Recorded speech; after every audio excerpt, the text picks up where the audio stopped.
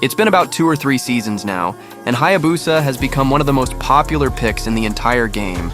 But even with his rise in popularity, many players still struggle to use him correctly.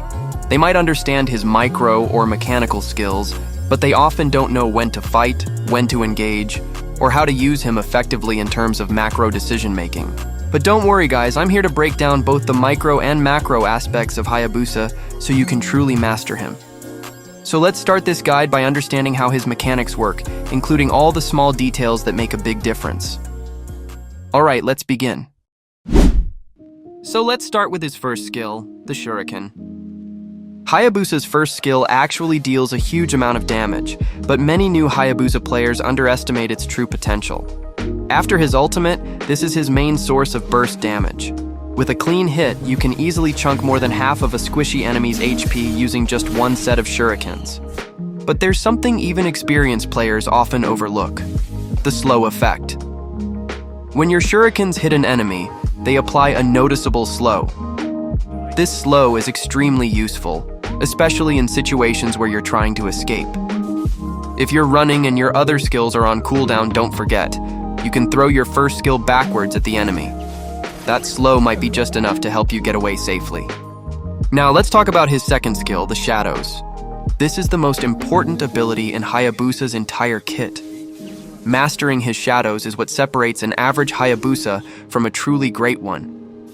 You need to practice using them repeatedly, casting, repositioning, and moving between shadows smoothly until it becomes instinct. And for those who don't know, Hayabusa's Shadows also help reduce the cooldown of his first skill. Every time you teleport from one shadow to another, the cooldown of your first skill drops by roughly 0.8 to 1 second. So the more you move between shadows, the faster you can use your first skill again, even if you just used it a moment ago. This is why good Hayabusa players are constantly shifting shadows. It keeps them mobile and maximizes their damage output. Now let's move on to his ultimate. I don't need to explain the basic part. You already know it's a series of fast slashes. But what really matters are his stacks. And this is where many players misunderstand how the ultimate actually works. Everyone knows that if you apply 4 stacks to an enemy, your ultimate will deal extra damage in the form of 4 enhanced slashes. That part is common knowledge. But here's the important detail. If you use your ultimate in the middle of multiple enemies, the slashes are usually distributed among everyone in range. However, if you applied all 4 stacks to one specific target, for example the enemy marksman, then your ultimate will focus all 4 enhanced slashes on that same marked target, even if other enemies are standing right next to them. This means that once a squishy target has 4 stacks and you ult, the ultimate will prioritize that marked enemy and follow them, delivering all the empowered hits. And since your first skill has already chunked their HP before ulting, those 4 stacked slashes are usually enough to secure the kill. It doesn't matter from where you used your ultimate or how many enemies are around. Your ultimate will always find that stacked, marked target. Alright, let me give you some combo. Combo when you're still in level 2 or 3. When you're still at level 2 or 3, your damage isn't fully unlocked yet, so you need to play smart. Start by poking with basic attacks and your first skill. Then place your shadow mark on the enemy, but don't teleport to it immediately. Just wait. Keep attacking from your normal position. When the enemy's HP drops low, or when they use their flicker or any escape skill, that's the moment you teleport to your shadow. This instantly reduces the cooldown of your first skill, allowing you to cast it again. Use that refreshed first skill and finish them off. This small combo is extremely effective early game because most players panic and waste their mobility, giving you the perfect chance to secure the kill. Now for early game, but after you reach level 4, once you hit level 4, things change a little, but the concept stays the same. In the early game, no one has enough burst damage to instantly kill you, and you also don't have your full burst potential yet. So your goal is to play patiently and create the right moment. Do the same setup as before. Place your shadow mark on the enemy, but don't teleport right away. Keep poking with your first skill and basic attacks from a safe distance. When the enemy's HP drops low, or if they use their escape skill, like flicker, that's your cue. Teleport to your shadow, get the cooldown reduction for your first skill, and then immediately use your ultimate to finish them. This is the safest and most consistent early game kill pattern for Hayabusa. Now for late game. In the late game, every enemy has enough damage to burst you down almost instantly. That means you can't stay in fights for long. You have to go in fast and get out even faster. So your combo becomes much simpler. Use your shadow, hit the enemy with your first skill, then teleport directly onto the marked target and immediately cast your ultimate. Doing it this way keeps you safe from getting instantly melted, because your ultimate makes you untargetable while dealing massive damage. Of course, Hayabusa has many different combos, but these three, early levels, early game with ult, and late game burst, are the essential ones. If beginners can master just these, they'll already perform much better in their matches. Now let's see the actual gameplay and analyze the macro of Hayabusa. So here I started with the basic rotation, which usually takes me straight to the marksman lane. Most of the time, I prefer rotating to the gold lane first. However, if the enemy EXP laner doesn't have flicker or any reliable escape skill, I'll rotate to the EXP lane instead. So it really depends on the situation. Your rotation should always adapt to which target is easier to kill and which lane gives you the better early advantage. Because if you kill, you get gold and XP, and if you get gold and XP, then you'll snowball even more.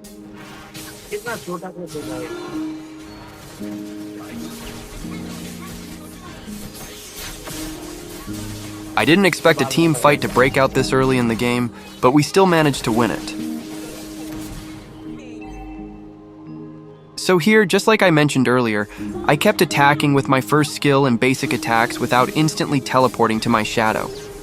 I waited patiently, and once her HP was low enough, then I teleported in and secured the kill. Remember this pattern for the early game. It's simple, safe, and very effective. Hayabusa in the early game is actually much stronger than most players realize. People often think he's a mid-game or late-game assassin, but that's not entirely true. In the hands of someone who knows what they're doing, Hayabusa is incredibly flexible in the early stages. His mobility, poke damage, and safe engage-disengage pattern allow him to pressure lanes, harass enemies, and control the tempo of the match right from level 2 or 3. This early flexibility is exactly why even pro players pick Hayabusa when their game plan is to snowball from the start. If he gets an early kill or two, his rotations become faster, his jungle clear becomes easier, and he starts controlling the entire map. With the right decision-making, Hayabusa can shut down enemy carries before they even have the chance to scale. Now here, I noticed their mage in the mid lane, and I knew she wouldn't rotate anywhere else because our minion wave was already arriving. That meant she would stay to clear it. So right after I took the litho, I immediately looked for her and secured the kill. These are the small details you need to pay attention to while farming, fighting, or rotating. These tiny observations can create easy opportunities.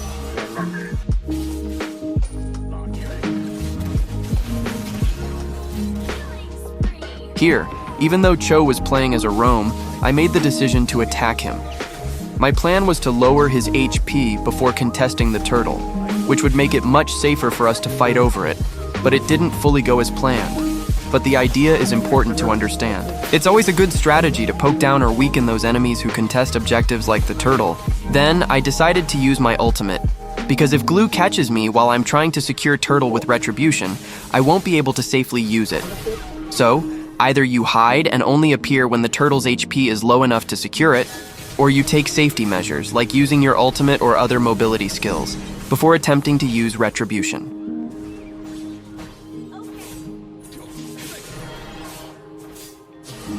So here, a team fight broke out, but the enemy mage wasn't part of it. When I spotted her in the mid lane, I had a hunch that she would rotate to the top lane to help her teammates. I decided to wait for her in the middle bush, and sure enough, she came right into my trap, and I got the kill. It's a small detail, but noticing patterns like this, predicting rotations, and positioning yourself correctly can make a huge difference in the game. These little observations often turn into easy kills and give your team a significant advantage.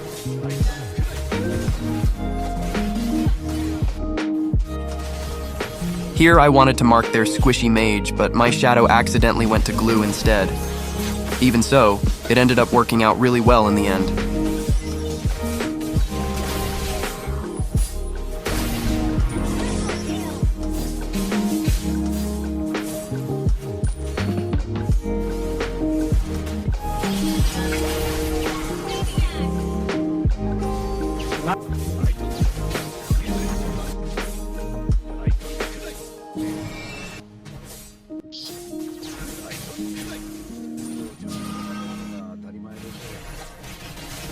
Always mark squishy enemies if you're an assassin or any hero who goes to the backliners and have burst damage.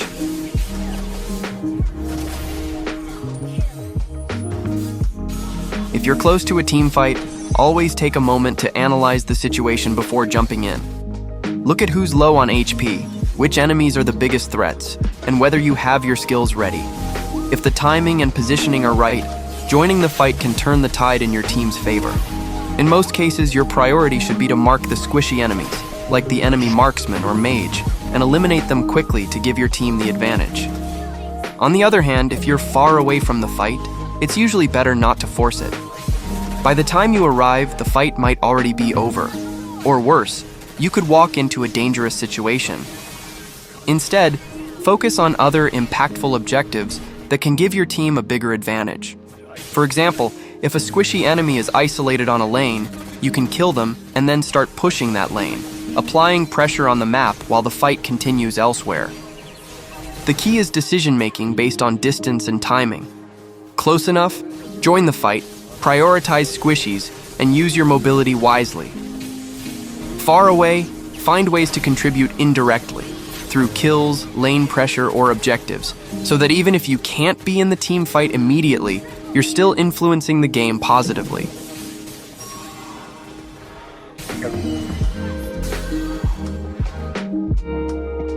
By the way, all the enemies in this match are immortal rank players with around 170 to 250 stars.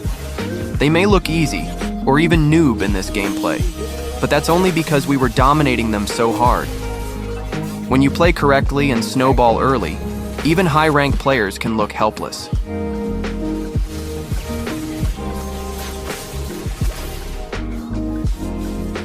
So here, I didn't have any escape skills available. My shadows and ultimate were both on cooldown. That's why I chose not to go in front. If someone like Lance catches me in this state, I would be dead instantly. This is an important lesson. It's not always about rushing in and being aggressive, even when your team seems to be winning easily. Hayabusa is a very squishy hero. His HP is comparable to heroes like Layla or Hanabi. One burst combo from the enemy can take you down in just a second. So even if your team is dominating and it feels like you can do anything, you always need to play smart and back off when necessary. Positioning, timing, and patience are just as important as dealing damage. A single careless mistake can cost you your life and potentially turn the fight in the enemy's favor. Remember, winning fights is good, but staying alive is even better. As a squishy assassin like Hayabusa, survival is key to maintaining pressure and snowballing your advantage throughout the game.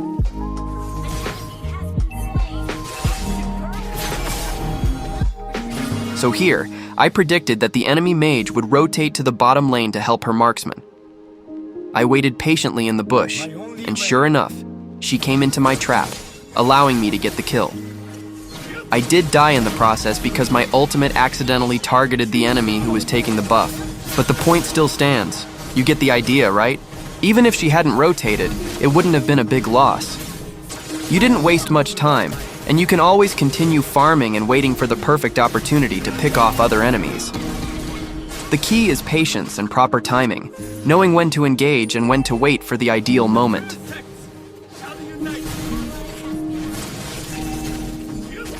This mage had already used all of her skills, which meant it was the perfect time to use the first combo I showed you earlier. Just attack her, then teleport to your shadow and finish her off with your first skill.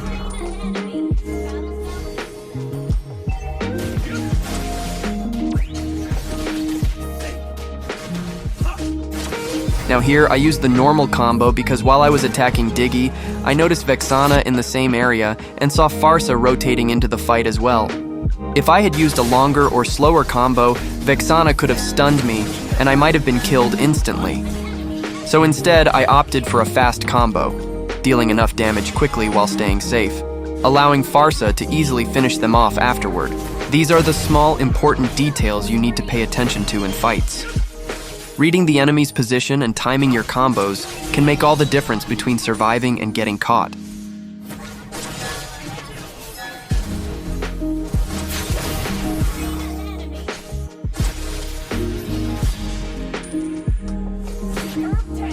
Remember to farm too. Don't just keep fighting all the time or you'll fall behind. If enemies get more gold and levels than you, it will be really hard to catch up, and you could end up losing the game.